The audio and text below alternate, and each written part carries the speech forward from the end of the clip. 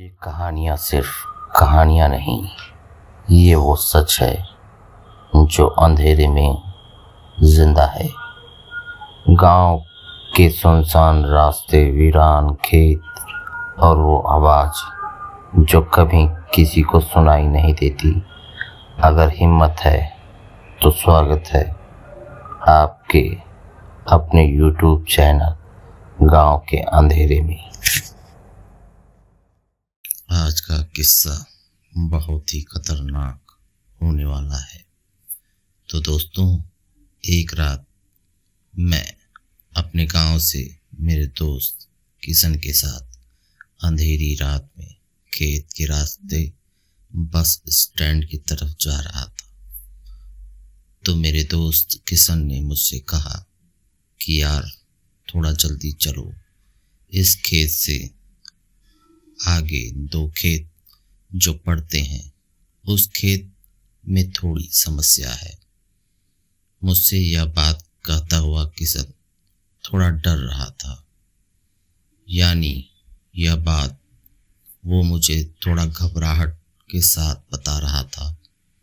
तो मैंने पूछा क्या बात है, लेकिन उसने बार बार बात को टाल दिया।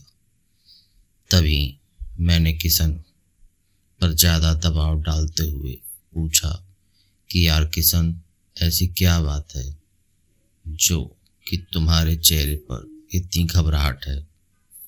मेरे ज़्यादा दबाव डालने पर किशन ने मुझे बात बतानी पड़ी। शुरू की उसने एक ऐसी कहानी जो सुनने में काफ़ी डरावनी थी। उसने बताया बहुत साल पहले अपने गांव से रात को इन्हीं खेतों से एक आदमी गुजर रहा था। रास्ते में वो पेशाब करने के लिए एक पेड़ के नीचे रुक गया। इसके बाद वो जैसे ही थोड़ा आगे एक तरफ चला, उसे अचानक एक बच्चे के रोने की आवाज़ आने लगी। तो उसने सोचा रात को पहरा देने वाले का बच्चा होगा, लेकिन तभी उस आदमी को याद आया कि यह खेत तो रामेश्वर काका का है, जो 3 साल पहले यहाँ फांसी लगाकर मर गया था। अब उस आदमी को थोड़ा डर लगने लगा, लेकिन वह आदमी हिम्मत करके सहमे हुए व कांपते हुए कदमों से आगे बढ़ा। मगर उसके दिमाग में उन लोगों की बातें याद आई कि इस खेत से गुजरते वक्त रात को कभी पीछे मुड़कर मत देखना, कोई कितना भी बोले मत सुनना। यह बात उसके दिमाग में घूम रही थी। उस आदमी की हालत बुरी तरह और बहुत ही खराब हो गई। वो सोचने लगा कि उसने पहले यहाँ आने से पहले ये सब क्या सोच रहा है। वह आदमी जैसे जैसे आगे बढ़ता, वैसे वैसे उस बच्चे की आवाज़ तेज होती जाती और ऐसा लग रहा था मानो जैसे बच्चा उसके साथ चल रहा हो। तभी अचानक उसने देखा कि एक पेड़ से बंधे झूले में एक बच्चा लेटा रो रहा हो।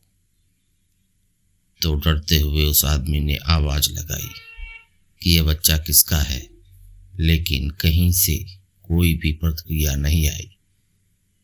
तो बहुत ही ज्यादा डर के मारे वह आदमी आगे की ओर बढ़ गया, लेकिन उस डरावने बच्चे की आवाज सुनकर उससे रहा नहीं गया और उसने पीछे मुड़कर देख ही लिया। तब उस आदमी ने देखा कि वह बच्चा झूले पे बैठा हुआ उसके पीछे उड़ता हुआ आ रहा है।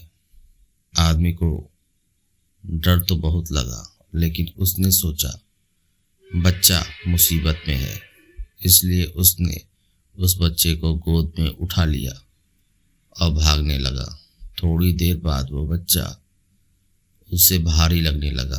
उस आदमी ने क्या देखा कि उस बच्चे के पांव इतने लंबे हो गए हैं कि उसके पांव जमीन को छूने ही वाले थे। तभी उस आदमी ने बुरी तरह घबराकर उस बच्चे को जमीन पर गिरा दिया। जैसे ही वह बच्चा गोद से गिरा तो बच्चा बड़े आदमी की तरह जोर जोर हंसने लगा।